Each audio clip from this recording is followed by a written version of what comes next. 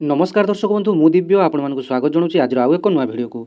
दर्शक बंधु OTRPLSC तरफ बहु प्रतीक्षित RI ARI अमीन ICDS सुपरभाइजर भली जो गुरुत्वपूर्ण पदवी निजुक्ति आसीथिला 2023 रे तापर 2024 रे तार एग्जाम टी होइथिला। तेबे फाइनाली एग्जाम रो रिजल्ट टी पब्लिश होई सारछि। तेबे वर्तमान केवल मेन एग्जाम टी बाकी रहिछि। तेबे सबुठारु बड़ एवं खुशीर कथा हेउछि कि OTRPLSC तरफ सबु परीक्षार्थी मानू ए पास करा तार कारण मध्य जानि नियंतु जे कौन पाई समस्त परीक्षार्थी को पास करागला एथरे कौन कहीं भी फेल हेले नहीं। तेबे मेन एग्जाम टी बा मेन परीक्षा टी आपण मानकर केमिति हेबो जदि प्रिलिम रे समस्ते पास करले तेबे मेन एग्जाम टी आपण मानकर केमिति हेबो भी जानि नियंतु। तेबे OTRPLSC रो पूर्व समस्त एग्जाम रे आपण माने प्रिलिम रे जते काटिबा कथा काटुथिले तापरे 5 गुण पिला मेन एग्जाम पाई जाउथिले। तेबे एथिरे कोनोसी भी पिला बाद पड़ी नांती समस्ते पास होइचंती। मात्र 9 जण जो माने कि कॉपी करी धरा पड़ते केवल से ही 9 जण केवल मेन एग्जाम दे पारिबे नहीं नचेत अन्यान्य समस्त पिला जेतिकी आपण मानकर एग्जाम देइथिले समस्ते पास होइचंती एवं समस्ते वर्तमान मेन एग्जाम देबे। तेबे मेन एग्जाम रो सिलेबस कोन रहिछि एवं कोन पई समस्ते पास करले आसंतु ए वीडियो माध्यम रे संपूर्ण डिटेल्स जाननेबा। तेबे देखंतु Odisha subordinate staff selection commission पक्षरु बड़ घोषणा करा जायछि। आज 2024 सेप्टेम्बर 20 रु अक्टोबर 8 तारिख मध्य अनुष्ठित होता revenue inspector RI ICD supervisor assistant revenue inspector ARI अमीन स्टैटिस्टिकल फील्ड सर्वे ऑफिसर जोटा कि आपण FSC कहते SFS। तेबे एथिपाई एक कंबाइंड रिक्रुटमेंट एग्जामिनेशन OTRPLSC तरफ होता। तेबे यार फलाफल 23 एप्रिल 2025 रे OTRPLSC ऑफिशियल वेबसाइट रे आज प्रकाश पाई। तेबे OTRPLSC पक्षर जारी होता नोटिफिकेशन अनुसार प्रिलिमिनारी परीक्षा अंशग्रहण कर समस्त परीक्षार्थी मेन परीक्षा योग्य विवेचित होती। यही परीक्षा माध्यम मोट 2895 गोटी पदवी पूरण कर जो 559 RI पदवी थिला, 827 ARI, 686 अमीन, 498 ICDS सुपरभाइजर एवं 325 SFS जोटा कि आपने स्टैटिस्टिकल फील्ड सर्वे ऑफिसर कहते। तेबे गत वर्ष परीक्षा समय अनियमितता अभियोग सामना को आसीथिला जो परीक्षार्थी माने विक्षोभ प्रदर्शन करथिले। तेबे OTRPLSC एही वर्ष एक अभूतपूर्व निष्पत्ति नहीं समस्त परीक्षार्थी को मेन परीक्षा रे अंशग्रहण करिवार सुযোଗ प्रदान करिछि। तेबे आपण माने जानि गले जे समस्त पिला माननकु कोन पई पास करा गला।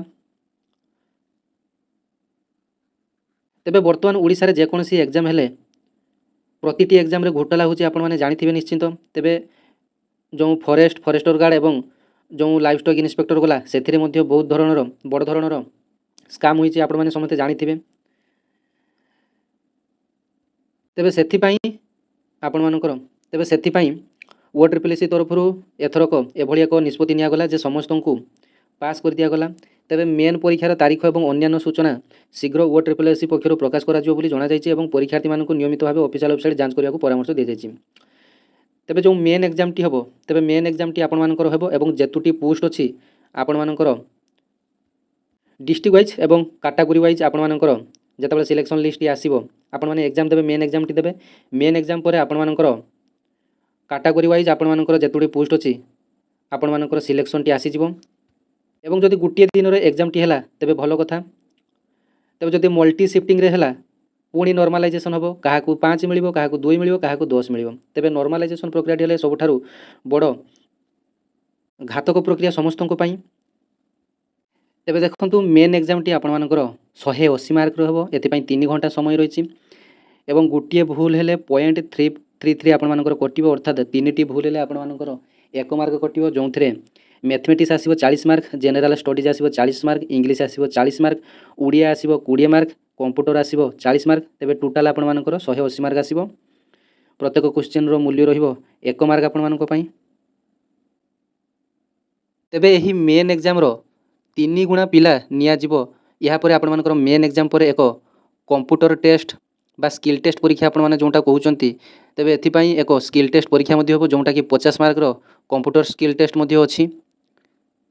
कंप्यूटर स्किल टेस्ट पर आपण मानकर फाइनल रिजल्ट आसी जिवो को माने कटिबे को माने बाद पड़िबे नॉर्मलाइजेशन हुई एका बेले स्कोर आपण मानकर आसी जिवो।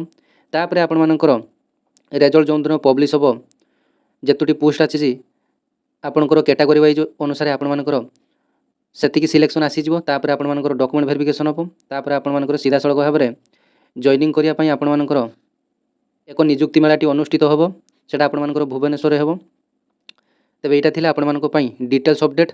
ତେବେ ମେନ୍ ଏକ୍ଜାମ୍ ଆପଣମାନଙ୍କର ମେ ଶେଷ ଆଡ଼କୁ କିମ୍ବା ଜୁନ୍ ଫାର୍ଷ୍ଟ ୱିକ୍ ସୁଦ୍ଧା ଆପଣମାନଙ୍କର ହୋଇଯିବ, ଯାହା କିଛି ଅପଡେଟ୍ ଅଛି। ତେବେ ଆପଣମାନେ ପଢ଼ାପଢ଼ି ଜୋରସୋରରେ ଲାଗି ପଡ଼ନ୍ତୁ ମେନ୍ ଏକ୍ଜାମ୍କୁ କ୍ଲିୟର କରିବା ପାଇଁ। ପ୍ରିଲିମ୍ ତ ଆପଣମାନେ ସମସ୍ତେ ପାସ୍।